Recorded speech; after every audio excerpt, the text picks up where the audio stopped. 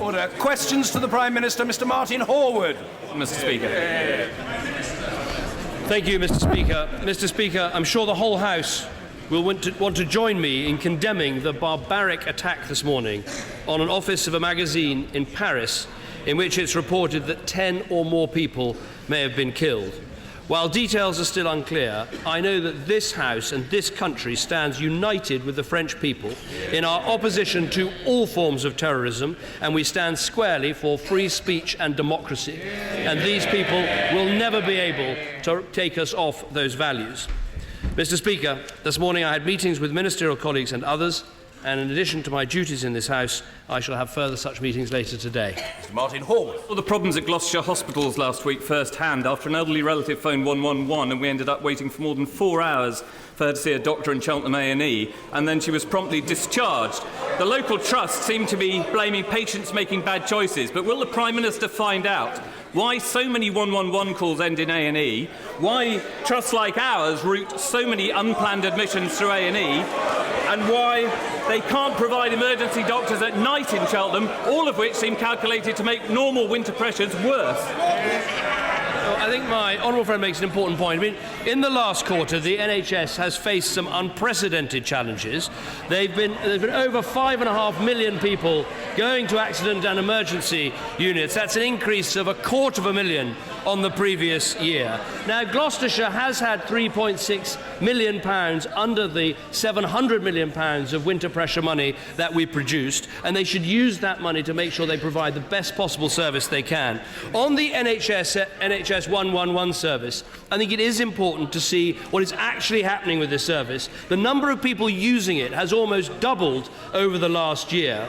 Of those who use it, 27% say that had it not been there, they would have gone to accident and emergency. But in the event of using 111, only 7% are going. So I think it is a good service, but I'm sure it can be further improved. But recognising the pressure on the NHS, I'm sure everyone in this House will want to say a thank you to our hard-working doctors and nurses and other hospital staff for all the work they do this winter. Mr. Miliband. Mr. Speaker, I join the Prime Minister in expressing horror and outrage about the unfolding events in Paris. We stand in solidarity with the people of France against this evil terrorist attack by people intent on attacking our democratic way of life and freedom of speech. We are united in our determination to defeat them. Mr. Speaker, doctors, nurses and other NHS staff are doing a valiant job, but over 90,000 people in the last quarter waited on trolleys for more than 4 hours. At least 10 hospitals have in recent days declared major incident status, and one had to resort to Twitter to appeal for medical staff. Does he agree with me that our NHS is facing a crisis? Well, our NHS is facing huge pressure this winter, particularly on its A&E units. But I think the point it is important to make is this. The NHS is facing this winter with more doctors, more nurses and more money than it's ever had in its history. I think what is important is that we recognise the pressures that are there and we put in place plans for the short term, the medium term and the long term, but recognising with the massive increase in the number of people going to A&E, any health system in the world would struggle to cope with some of this pressure. Mr. Speaker, in June 2011, this was the Prime Minister's solemn promise, and I quote, "I refuse to go back to the days when people had to wait for hours on end to be seen in A&E. So let me be absolutely clear, we won't." Will he now apologise to patients across the country for having broken that promise? I deeply regret any patient who doesn't get a good service, but let us be absolutely clear about the numbers in terms of people accessing A&E. Today, compared with 4 years ago, over 2,500 more patients are seen within 4 hours than 4 years ago. That is what's happening.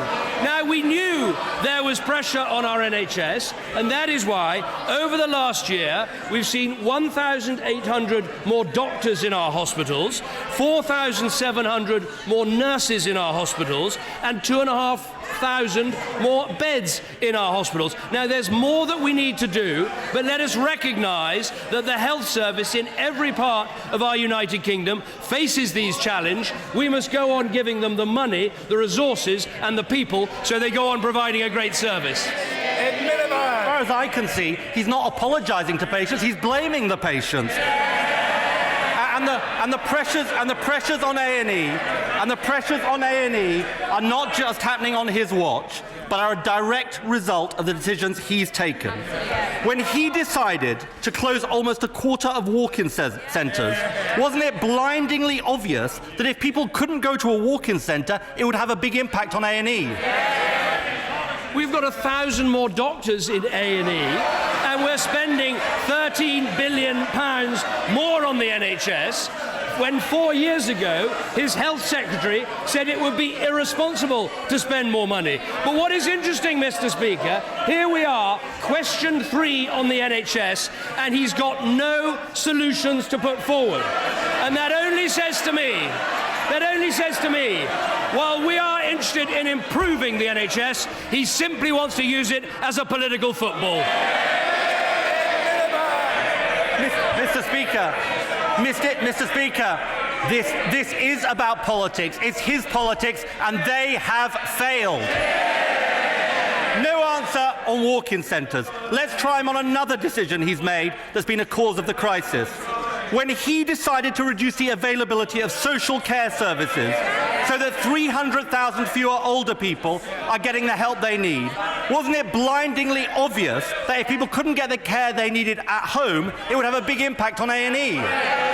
Again, absolutely no solutions, and presumably, if he had any solutions, he would have implemented them in Wales. Now, he raises the importance of social care, and I agree. And that is why, from the 1st of April, we are putting £5 billion more into social care via the Better Care Fund. Up until now, the Labour Party has told us not to introduce the Better Care Fund. I assume from that they now support this important investment. Miliband! There's one very simple solution. Get rid of this useless Prime Minister.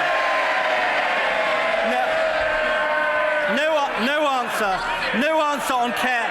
No answer on care for the elderly.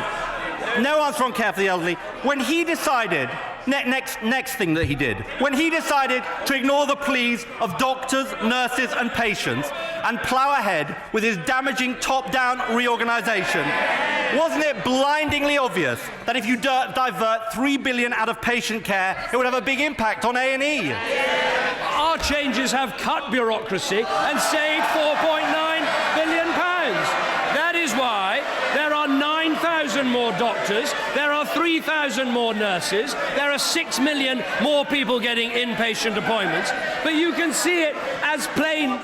There's too much noise in the chamber on both sides. The Prime Minister's answers must be heard. The Prime Minister.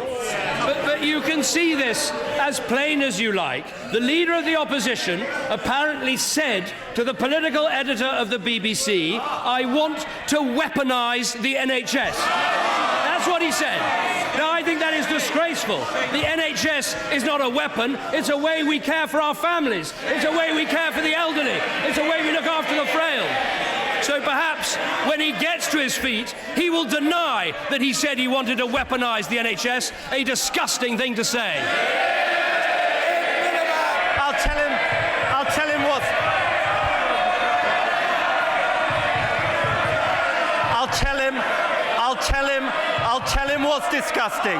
tell him what's disgusting. Order! I said a moment ago the Prime Minister's answers must be heard. The Leader of the Opposition's questions must be heard as well. It's very simple. Ed Miliband. I'll tell him what's disgusting. It's a Prime Minister who said people could put their trust in him on the NHS, and he has betrayed that trust. Mr. Speaker, he's in denial about the crisis in the NHS. This is a crisis on his watch as a result of his decisions. That's why people know if they want to get rid of the crisis in the NHS, they have to get rid of this Prime Minister. If ever you wanted proof that they want to use this issue as a political football, you've just seen it. And if Labour has an answer to the NHS, can they explain why they cut the budget in Wales by 8%? That is where Labour is in charge. All parts of the United Kingdom face a health challenge, but the real risk to the NHS is the risk of unfunded spending commitments, bringing chaos to our economy, which would wreck our NHS. That is the risk, and that is why the choice at the election will be stick with the people with a long-term plan, not a Labour Party that would wreck our economy and wreck our NHS.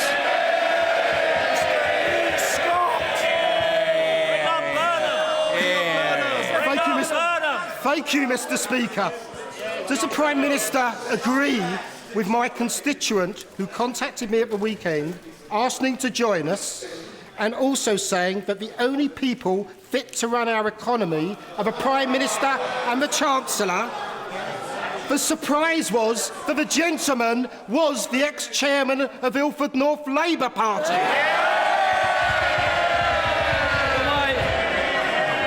I'm glad. I'm sure that's the first of 4 million conversations he'll be having at the coming election. It sounds like his one's going quite well. But there is an important point here. There is no strong NHS without a strong economy. And with our economy, you can see the deficit cut in half, 1.75 million more people in work, the fastest growth of any major economy in the West. That is the record, and that is what will enable us to fund our NHS, to fund our schools, and to provide the public services our country needs. Mr. Jamie Reid. Thank you. Thank you, Mr. Speaker. With patients being told to pretend that they're camping, the symbol of the Prime Minister's NHS is of patients being treated in tents outside of accident and emergency. When he promised a bare-knuckle fight against accident and emergency service closures, did he intend to mislead the electorate? Look, as I've said, all our health services right across the United Kingdom face a challenge. Actually, the English NHS that I am responsible for is performing better than the Welsh NHS, the Scottish NHS, or the NHS in Northern Ireland. But the facts are these. Compared with 4 years ago, there are 2,500 more people every day seeing a doctor or a nurse within 4 hours. Why is that happening? Because we put the money in. And when we put the money in, the Shadow Health Secretary said it was irresponsible. Presumably that's why Labour cut the NHS in Wales. Sir David Amis.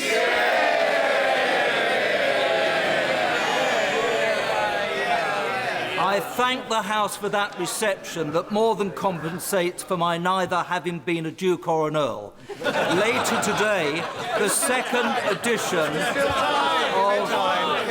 of the booklet, A Party of Opportunity, will be launched. Will my right honourable friend agree with what the former Conservative Prime Minister, Sir John Major, has written in the booklet? National wealth eases poverty, pays for social care, creates jobs, and that is exactly what this Conservative-led government has been doing. Well, my honourable friend is absolutely right, is that the first duty of a government is to produce a stable, strong and growing economy that can fund the defence we need, the public services that we need, and on this side of the House we understand that. On that side of the House they've learned absolutely nothing over the last 4 years, and they would borrow and spend and tax and put us back exactly in the position of crisis and chaos that we found the country in 2010. Mr. John Robertson. Thank you, Mr. Speaker. Prime Minister, the one thing that was clear about the referendum in Scotland was the amount of young people that were getting involved, not just in making a vote, but actually going out there campaigning and being part of it. Is it not time that we got the rest of the country on board here and got votes for 16 and 17-year-olds? I thought the referendum campaign in Scotland did switch a whole lot of people onto politics and political issues because the question that was being asked was so important. Now, we've said that we should respect the views of the Scottish Parliament, the Welsh Parliament, and we will devolve those powers over voting age. In this House, I'm very happy for us to have a vote. Personally, I think the right age is 18, but I'm very happy to listen to the debate, to listen to the arguments, and to put them forward. Mr. Michael Moore. Thank you, Mr. Speaker. For over 50 years, the thalidomiders have been campaigning for justice, particularly from the German manufacturers Grunenthal. Now that over 150 MPs have signed an open letter to the German Chancellor, would the Prime Minister add this to his busy agenda today so that we might get a decent and fair settlement for all concerned? Well, I have, on behalf of a constituent, actually raised this issue not only through the European Parliament but also with German authorities, and I'll certainly reflect on what the honourable gentleman says. Mr. Speaker, the price of oil has now fallen to $50 a barrel. While this is good news for motorists, it's bad news for Scotland's oil industry and thousands of workers.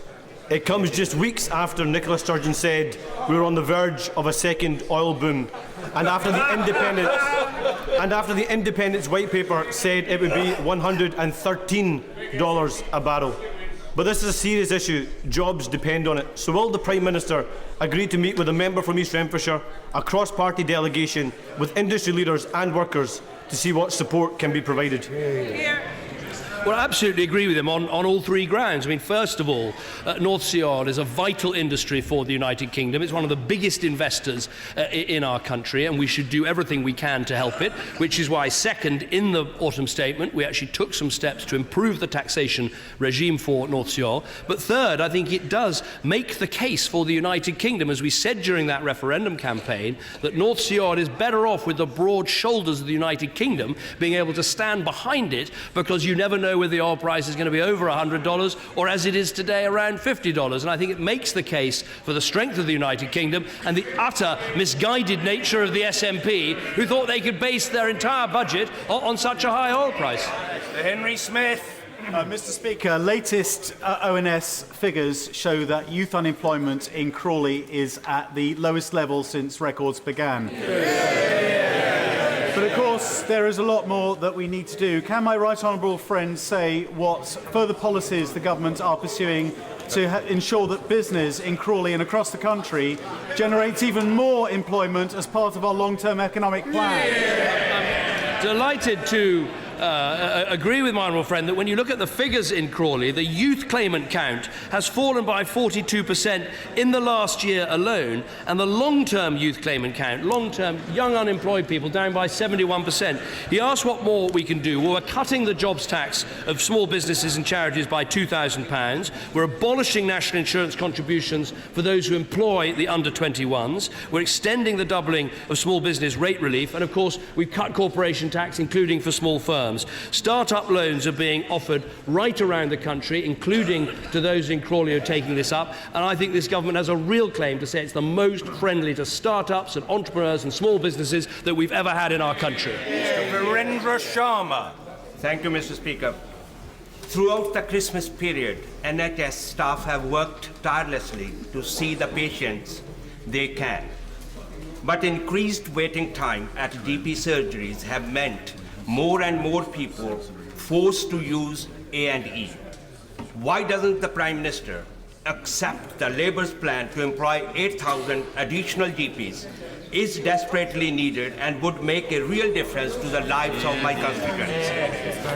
Well, from the last 24 hours, what I can read, Labour's plan is to tax people in London and to spend all the money in Scotland, is what I've... and I look forward to how he's going to explain that to his constituents in Ealing. But there's a serious point.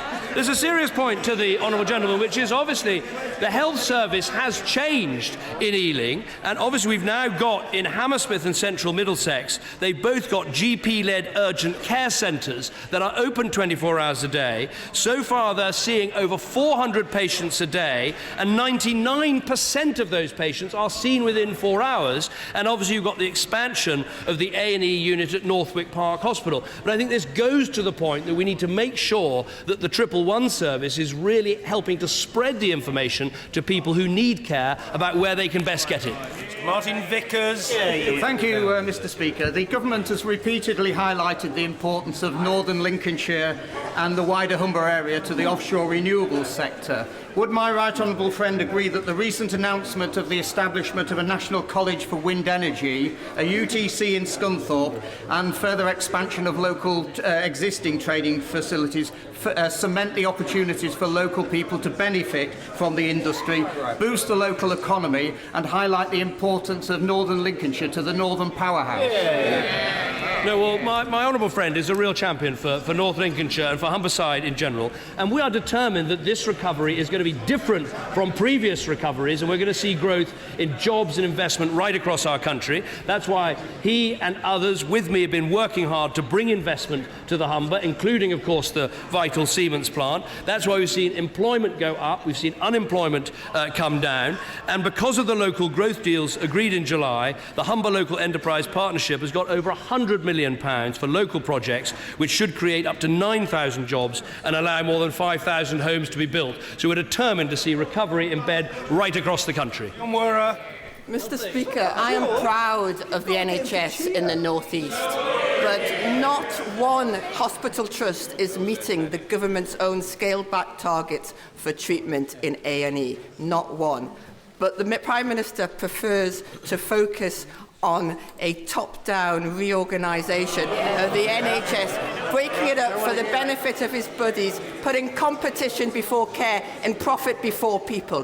Does he really imagine we will trust him with our NHS? Well, let me tell the Honourable Lady what is actually happening in the NHS in Newcastle. Since 2010, there are 191 more doctors, there are 698 more nurses. Last week, over 3,000 patients went to A&E, and all but 190 were seen within 4 hours. And I have to say to her, if getting rid of the bureaucracy in the NHS, which we did in England, was such a bad idea, why is it the NHS in England is performing better than other parts of the country that didn't take those steps? David Rutley.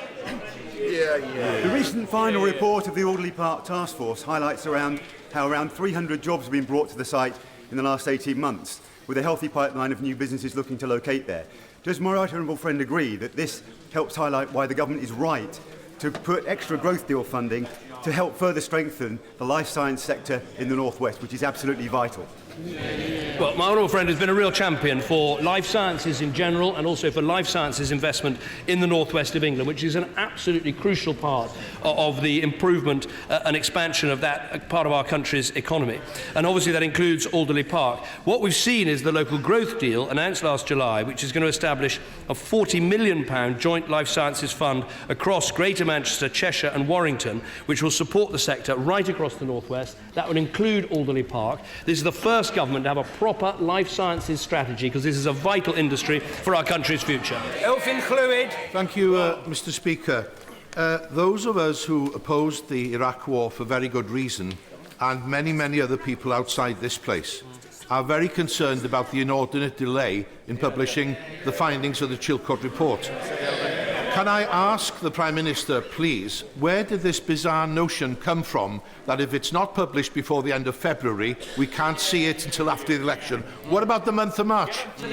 Well, in many ways, I share the Right Honourable Gentleman's frustration in that, I would love this report to have come out already. And indeed, he and I voted together against the last Labour government over and over again, saying, please, can you get on and set up the independent inquiry that's needed? And if they'd got on and set up the independent inquiry, it would have been published, debated and dealt with by now. So I find it immensely frustrating, but it is not a matter for me. I am not able to order the publication of this report. It is independent. It is up to Sir John Chilcot about when he publishes his report. He will make the decision, not me. Mr. Julian Smith. Mr. Speaker, youth unemployment in Skipton is down by over 70% since 2010.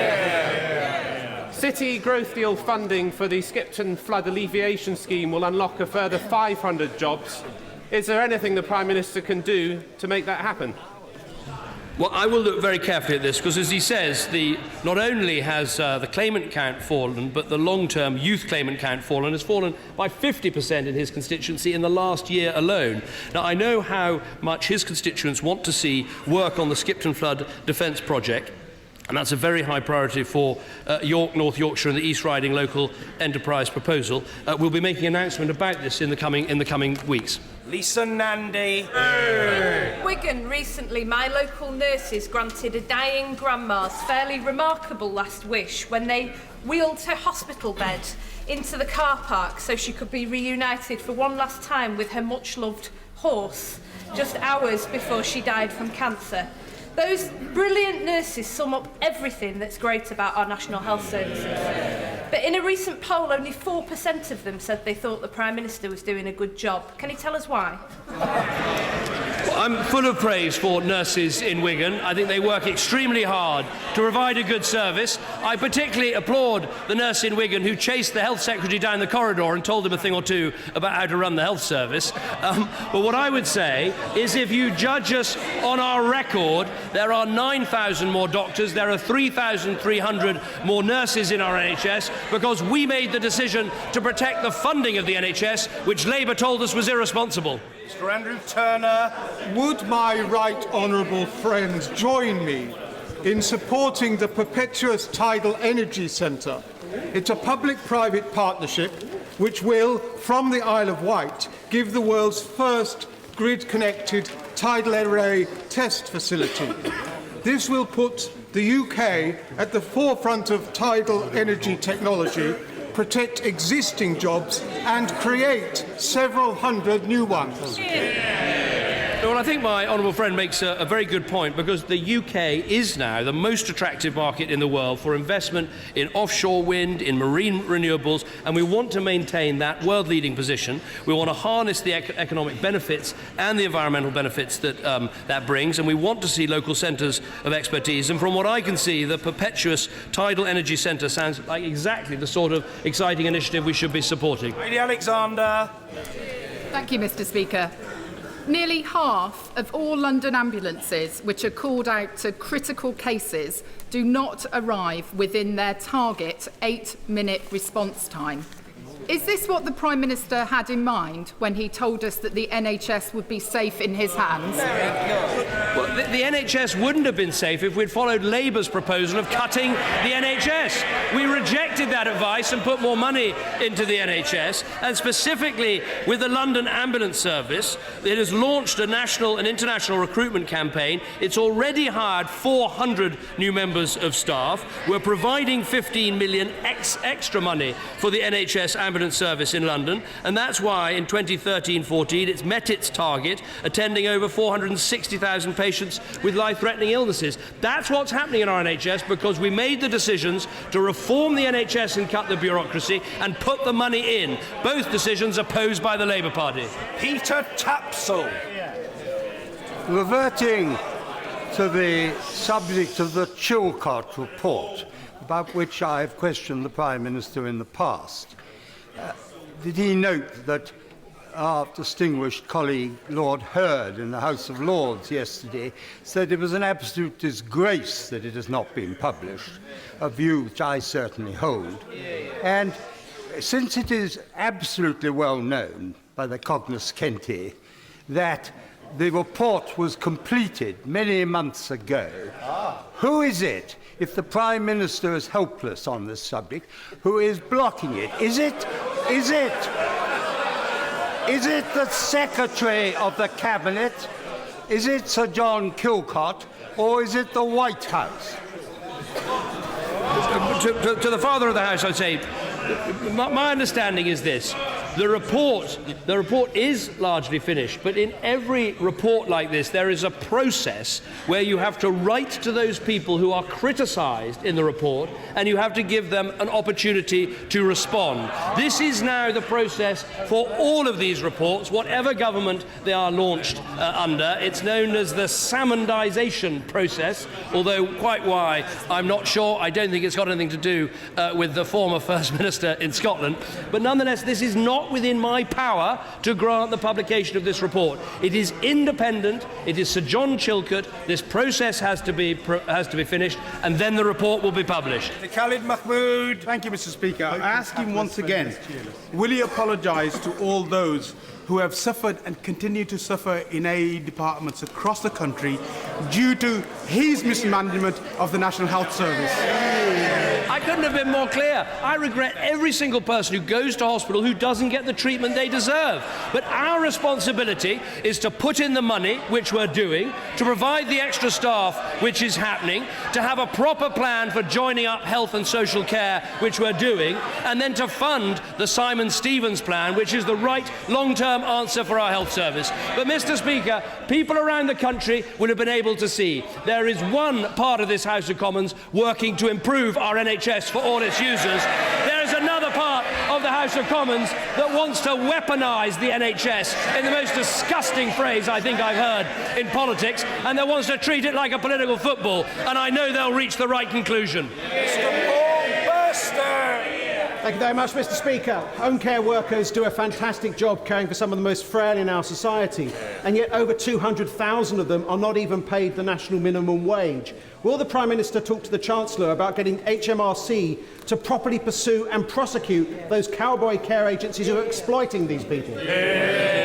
My honourable friend is absolutely right. There's far more that we can do to prosecute and chase down those organisations that don't pay their staff properly, and that is why we're bringing in together to the Home Office the organisations to help make this happen, whether it's the Gangmasters Licensing Authority or indeed the National Crime Agency. All the powers are there to go after those that don't pay the minimum wage when they should. Alison McGovern.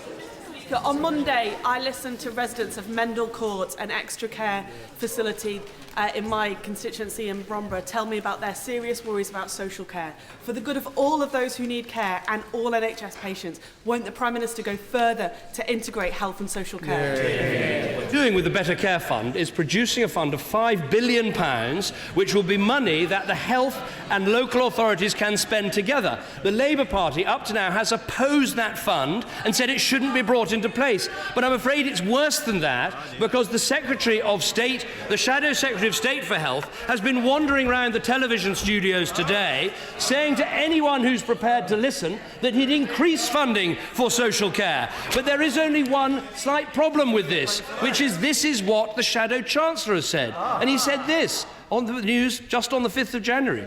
There will be no additional funding for local government, he said, unless we can find money from somewhere else. And we have not... we are. Because if they'd waited for the end of the quote, they would have heard this. And we've not been able to do that in the case of local government. So there we are. Total and utter chaos. One of them going round so there'll be extra money, another one saying there won't be any extra money, £20 billion of unfunded commitments. They would lead to total chaos in our economy and a total breakdown in our health service.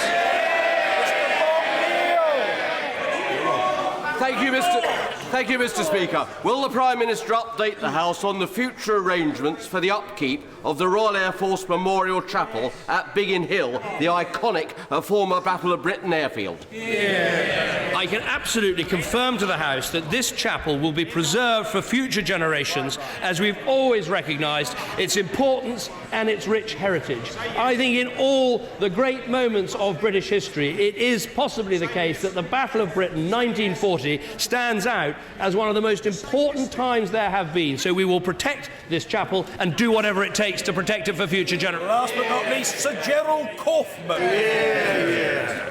Will the Prime Minister take action immediately to clear up the shambles at the Home Office, which has resulted in a constituent of mine who applied for a fast-track passport before Christmas, was promised that it will be delivered to him by courier on New Year's Eve, still hasn't had it, and as a result has had to cancel a trip he was due to make yesterday at great personal cost and at great damage to his personal life. Will he make sure that man is able to travel this week and clear up this mess? I'm very happy to look at the individual case that the Right Honourable Gentleman talks about, but I think we've made huge strides forward to deal with potential backlogs in terms of passports, and I think the Home Secretary is doing a fantastic job. Order.